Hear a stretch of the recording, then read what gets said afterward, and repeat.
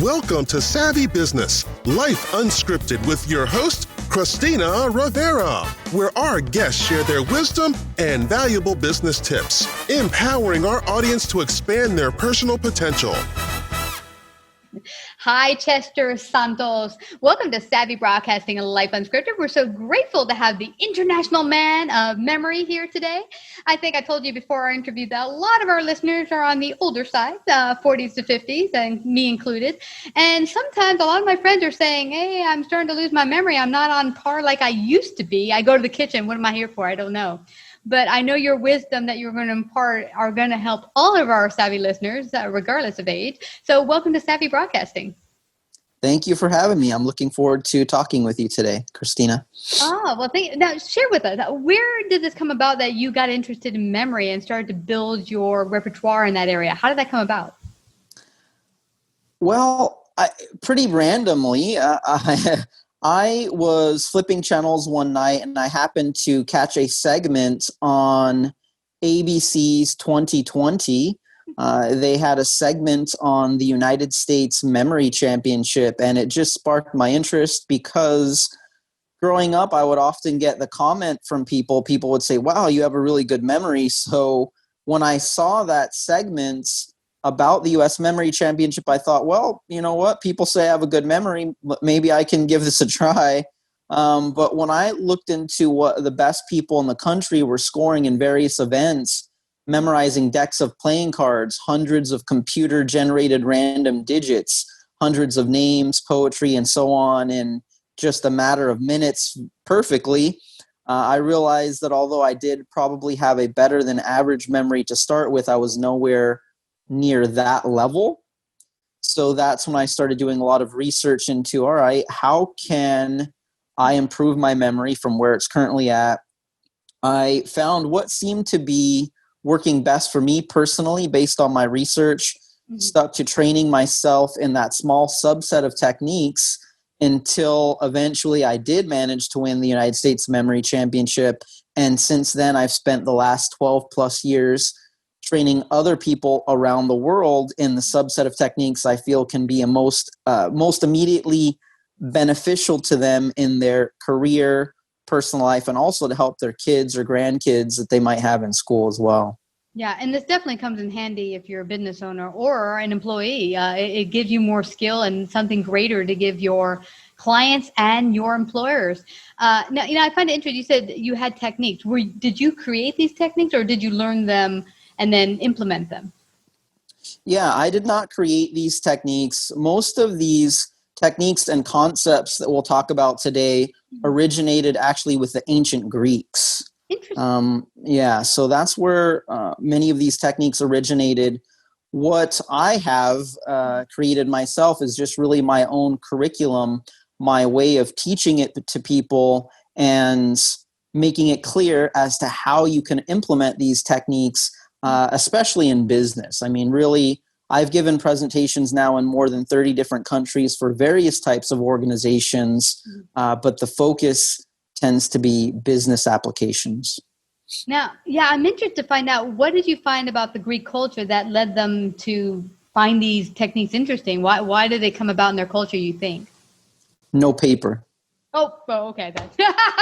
So, at one point in history, the only way that information was passed on was orally, right? So information, history, you actually had to have a really good memory. We didn't have these devices that we have now to,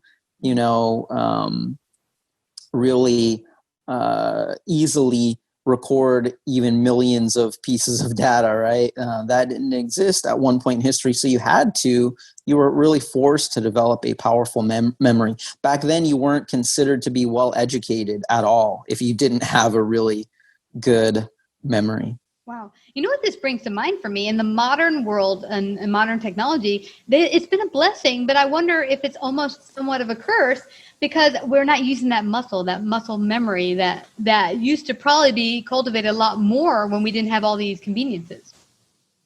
Yes. So we are living in, sometimes I call it an age of dangerous digital dependency. I think that it can be a little bit dangerous how dependent we really are becoming on these electronic devices for not only our memory, but other mental functions as well. I do videos every week. I post them on Instagram where I will visit various locations, famous locations around the world, and talk about how they relate in some way to memory. And I visited a place in Hawaii where they had filmed, there were scenes from the TV show Lost filmed there, the movie Avatar, also Jurassic Park, certain scenes were filmed at that location.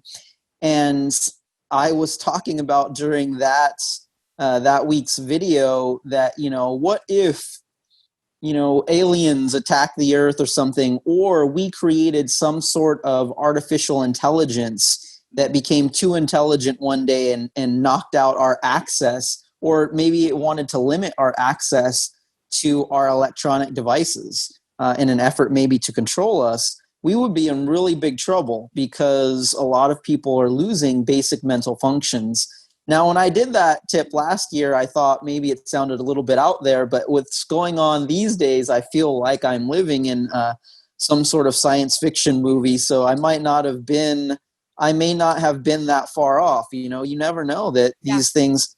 By the way, this year they said the Pentagon started some new task force to investigate UFOs because they admitted that they have some things that they just really can't explain, that some of the pilots, for instance, have experienced. So who knows if this might happen one day, but the point, regardless, we'll be in big trouble if that were to happen, if we suddenly had our access to electronic devices limited. But just nowadays, we are really losing our ability to remember even very simple information. I'll give you a couple of examples here.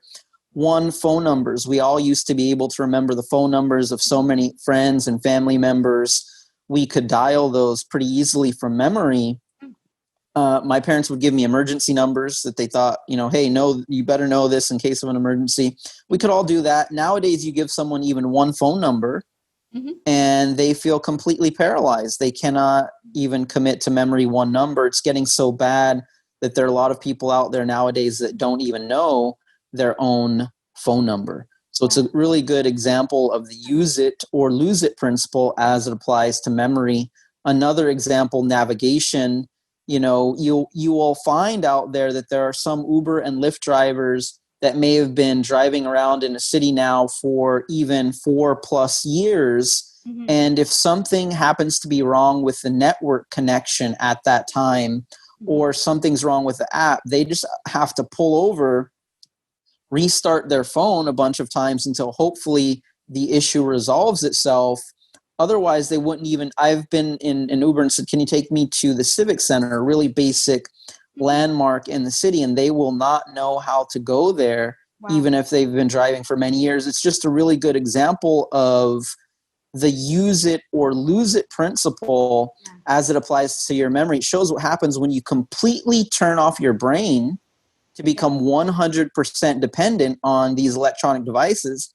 If those devices fail you, you're lost. You're pretty helpless. Wow. So it's kind of a scary thing. It is so scary. And, you mentioned this, Chester, and I would be flying with my husband, who is a pilot, and we would go along, and now all of them have GPS components in the airplane.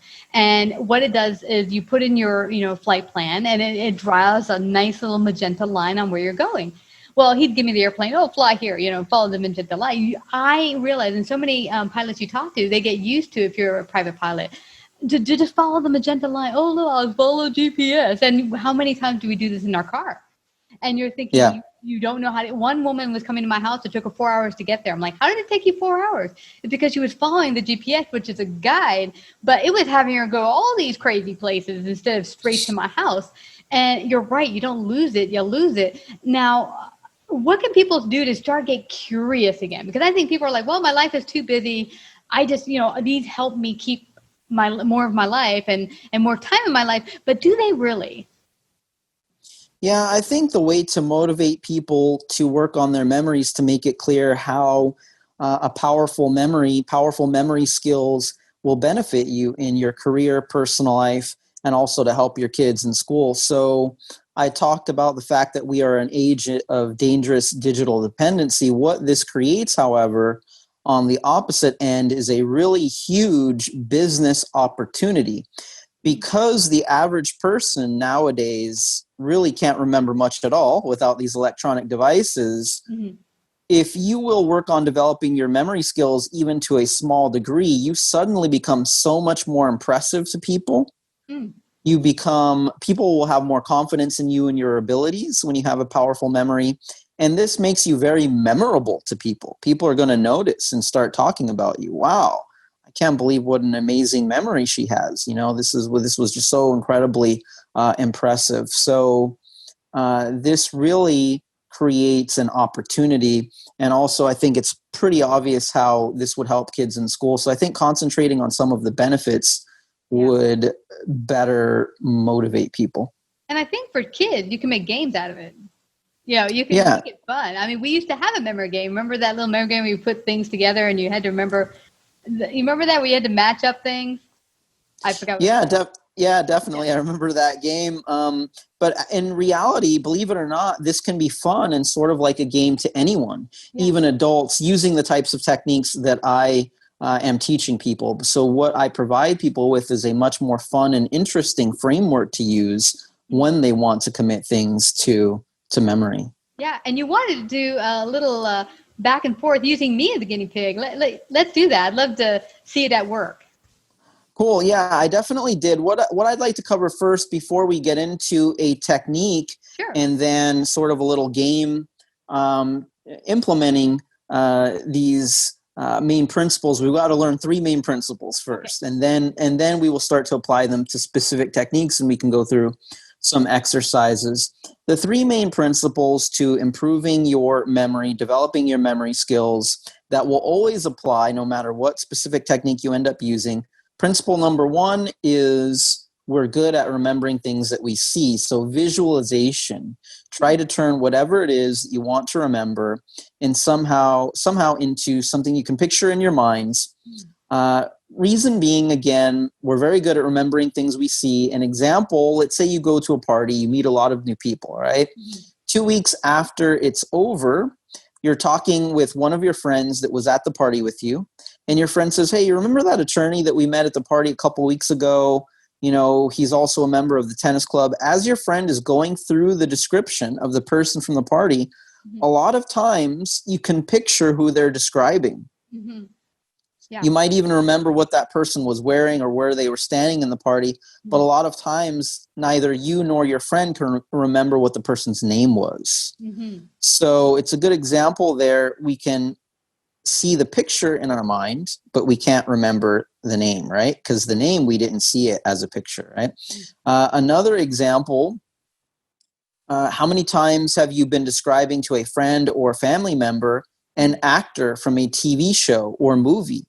As you're going through the description of the actor, in your mind, you can picture who you're describing. Your friend or family member can also picture who you're describing, but neither one of you can remember the name, and it's really frustrating to both of you, right? So those 2 examples illustrate that when it comes to dealing with people, we tend to be pretty good at remembering the face, but we're not nearly as good at remembering the name. Mm-hmm. Now, this makes sense if you think about it, because when you're interacting with people in various ways, you always see their face. The face is recorded into your visual memory, but at no point, again, do you see the name. The name is something much more abstract to your brain. So one way to get better with names is to turn them into powerful visuals. So Mike, if I'm meeting someone named Mike, I might picture a giant microphone, for instance. If I'm meeting someone named Alice, I might picture a white rabbit because that reminds me of Alice in Wonderland. There's a little bit more to it, but for now, I wanted to introduce that principle of coming up with the visual to represent the information. And for names specifically, we can get into it later on toward the end of the interview. But really, I wanted to introduce that principle, the concept of we remember things that we see. Okay. Yeah. Second concept to keep in mind, second principle that will be involved in improving your memory skills. After you come up with a visual, try to involve as many additional senses as you can from there. As you involve more and more senses in the encoding process, when trying to commit something to memory, you're activating more and more areas of your brain, and you're building more and more connections in your mind to the information, making it easier to retrieve it later. So I starred in an episode of PBS's Nova Science. If people want to check it out at some point, the episode that I starred in was titled How Smart Can We Get? Or just Google, I'm Chester Santos, Google Chester Santos PBS. You'll be able to watch that clip for free on the PBS website. If you do check it out, what you're going to see is me performing what at first seemed like some crazy memory feats. Then you'll see me training David Pogue, who you might also know from the New York Times and CBS News. I trained him. He was then able to perform some pretty cool memory feats after just a little training. They then had some brain scientists, neuroscientists come on the show and explain for people watching at home, okay, how in the world did Chester do that? How did David Pogue do it after just a little bit of training with Chester? And these brain scientists confirmed that it's because with these techniques that I've mastered over the years and that we'll learn a little bit about during the interview today, what's happening is we're recruiting extra areas of the brain. Areas of the brain that most people would never involve, we're recruiting these extra areas to help us. Part of this involves learning to use additional senses. And then it will be so much easier for you to remember things. The third and final principle, make it all crazy, unusual, extraordinary to take advantage of the psychological aspect to human memory. So all of us, with putting forth little to no effort at all, we tend to remember things that catch us by surprise, right? That are strange, extraordinary. If right now where you're at doing, conducting this interview, if an elephant suddenly crashed into the room, and if wherever people are listening to this right now, if an elephant suddenly crashed into the room that they're in, if an elephant started to spray water all over you right now, if that actually happened at this moment, you would probably remember that for the rest of your life and always tell that story. You are never going to believe this. So one day I was interviewing this memory guy on my show. While I was doing the interview, I'm not joking with you, an elephant crashed into the room, started spraying water on me. That might be stuck in your memory for the rest of your life without you even trying to commit it to memory, right? Now, to this day, it still isn't fully understood how that works in the brain, how sometimes in one instant, something will go straight into long-term memory, stay there forever, whereas other times we have a lot of difficulty getting important information into our memory. Names to get more out of business networking, presentations, right? Facts and figures to better demonstrate our expertise. Foreign language vocabulary, exam training material. There's so many applications for this. We have difficulty. We might spend weeks, months, right, on that we can't get into memory. But if you will keep that principle in mind as well as the others, I'll do a quick review here of the three things we covered. Visualization, utilizing additional senses from there, and also use your creativity and imagination to make it all crazy, unusual, extraordinary. All right. Now, when you put those three things together, instantly it becomes easier to remember just about anything at all. And those important things that I went over, like presentations, languages, it would be so much easier for you to do. Now that we've covered and have been introduced to the three main principles, we'll try to put them into practice with a specific technique. Okay.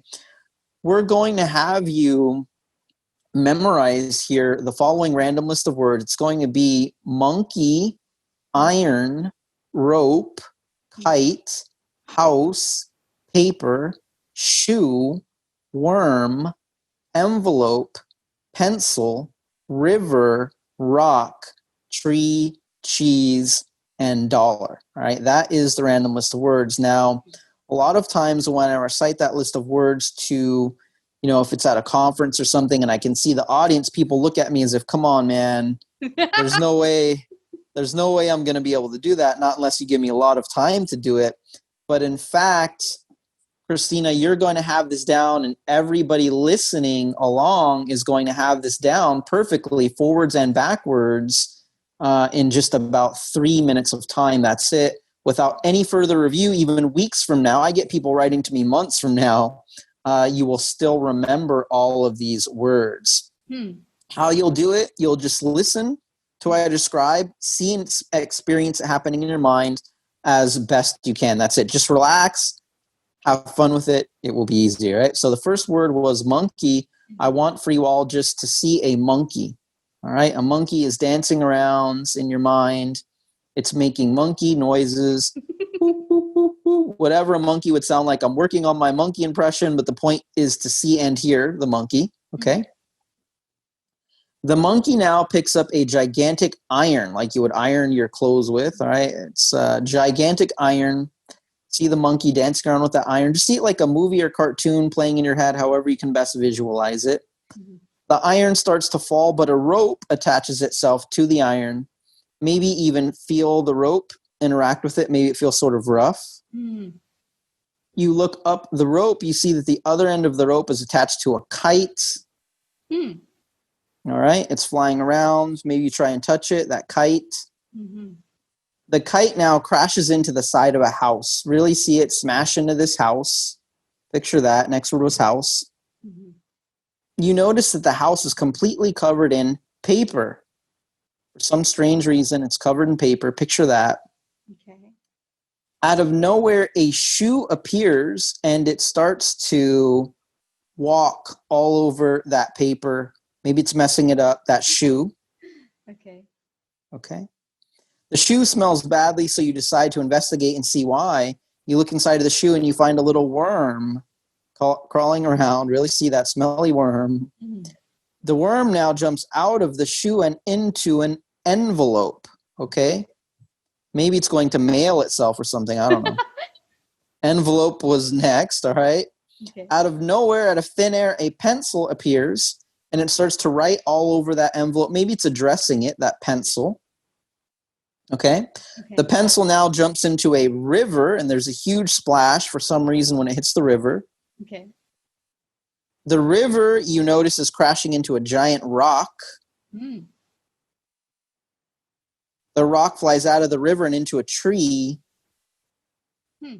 The tree is growing cheese. You probably haven't seen a tree like that. This one's growing cheese. And out of each piece of cheese shoots a dollar, right? The last word was dollar. Okay, that was the whole little story that we've built, basically. I'm going to review this very quickly in about 30 seconds, and you will just replay through the story you've created in your mind. So we had a monkey. The monkey was dancing around with what? It was an iron. What attached itself? It was a rope. The other end of the rope was attached to what? It was a kite, right? The kite then crashed into what? It crashed into a house. What was the house covered in? It was covered in paper. What walked on it? It was a shoe. What was crawling inside of that shoe? It was a worm. The worm then jumped into what? It was an envelope. Yeah. What wrote on that envelope? It was a pencil. Pencil. The pencil then jumped into what? It was a river. The river was crashing into the rock. The rock flew into the tree. What was it growing? Cheese. And what came out? A dollar. Last word was dollar. Yeah. So now you should be able to recall the entire random list of words pretty easily by simply going through that story in your mind. And each major object that you encounter in the story will give you the next word. So go ahead and give it a try, and your listeners can follow along and see if they can do it as well. All right. So we have a monkey dancing around with a iron, and then he lands into a rope, which goes into a kite that lands into a house, and the house is full of paper, and that paper has a shoe walking on it, and that shoe somehow has a worm in it, and that worm jumps out and goes into an envelope. The envelope goes into the river, and then the so go back. That's okay. So we have an envelope, and something wrote on the envelope. Pencil. Yeah. Yep. You probably wrote the address of where it's going to get mailed to when it goes down the river and smashes into a rock. and then the rock somehow kicks it into a tree, and the tree is growing cheese, and then that cheese turns into wonderful dollars. Awesome. Great job. Really well done there under pressure. Nice work. I'm sure that your listeners that attempted that probably got most, if not all of those correct as well. So that technique that you've learned there is called the story method, okay?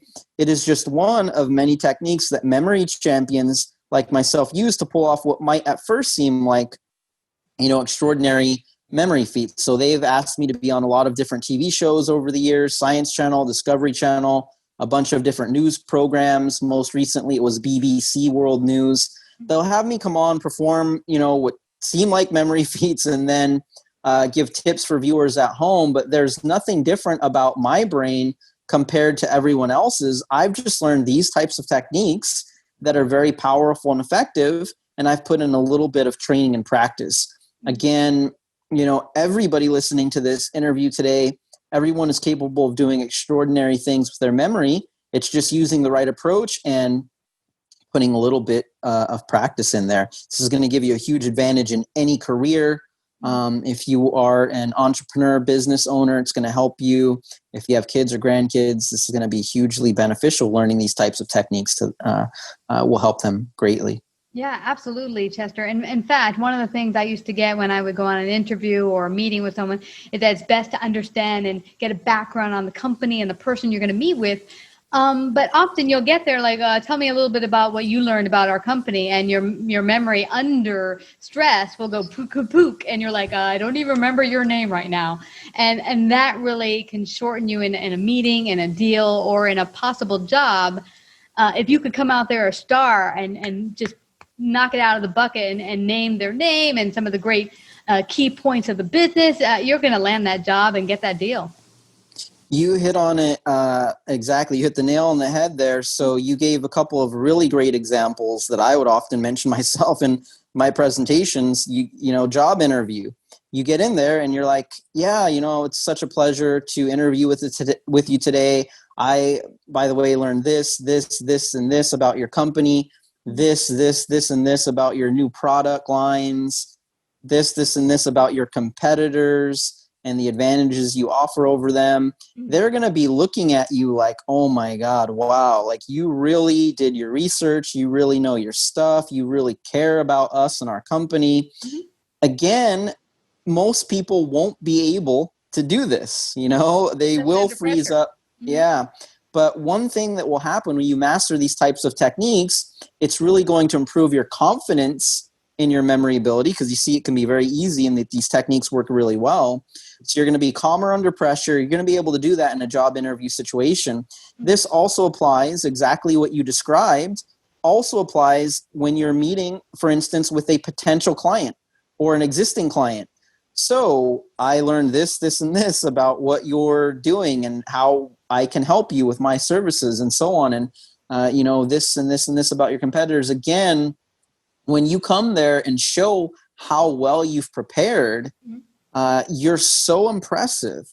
People are going to perceive you to be more of an expert in your particular field, right? I've been a one-man business now for 12 plus years. I've had to hire, internet people, attorneys, all sorts of different professionals. And when I meet with someone and they're answering a lot of my questions with, I've done some work there, but let me do a little bit of research and get back to you. I personally will never hire that person. Granted, I'm on the extreme end given what I do, but on the opposite side, when people seem to know everything, when I ask them something and they clearly know their stuff, and my impression is, okay, this is the person that knows their stuff. This is the expert. I've gone out of my way in certain cases to pay more than I originally budgeted for that particular service or project, because I really badly want the expert. I want the person that impressed me, right? That seems to really know their stuff. And memory skills can really help you out there a lot. That's great. Well, I know that this is benefiting myself as well as everyone listening in, and it's something that you can add. And I don't think you probably have to spend a heck of a lot of time just training yourself just a little bit every day. It doesn't have to be something where you commit the next 12 years to like you did. A grand total of 30 minutes a week, grand total. So that could be, just 10 minutes, 3 times a week. Really, if you're just consistent, I would say work on your memory for about 30 minutes grand total per week. Over time, you're gonna notice a huge difference in your ability to remember really just about any type of information. We covered random words. I want to make it clear before we get into names and some other things before we end the interview today. I want to make it clear that this applies to anything at all, even very complex types of information. So that monkey iron, they don't need to just be random words. They can represent something much broader, something much more complex. I want to talk about quickly the concept of creating mental note cards or mental cue cards. So this is something that I covered in my presentations at Harvard University for their graduate students. People can see a testimonial from Harvard on my website. And also because we are getting close to the end of our time here anyway. I don't want them to leave without finding out how they can find out more about you. And you also have a school where you actually teach this. So share that with everyone. Yeah. So if people want to learn more about this training in depth, my training website is memoryschool.net. I would visualize a gigantic fishing net. So you remember that it's .net. So memoryschool.net. There is an entire online school that will help you to improve your memory in general. There is core training, advanced training, and then ongoing training every month. New videos are uploaded every month. I set up for your listeners a coupon code SAVVY for being on your show. So anyone that uses coupon code SAVVY, well, actually you had to set how many uses. So I set it for 100. I don't know how many people will be interested, but as long as you're one of the first 100 people to use that code SAVVY, you will be able to get started without any enrollment fee at all. And really it's going to help you again in your career, personal life, help kids that you might have in school. Thank you. That's a tremendous, tremendous gift. Thank you, Chester. I really appreciate it. I wish we can go on longer. I know that you have so many more techniques, but let's let them go over there and train with you one-on-one.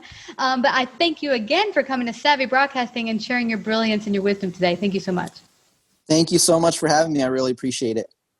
Take care. Take care. Bye-bye. If you like this episode, please share. To hear more Savvy episodes and Savvy Biz tips, go to lifeunscriptedradio.com. To become a guest or participate in paid sponsorship, email us at Christina@lifeunscriptedradio.com.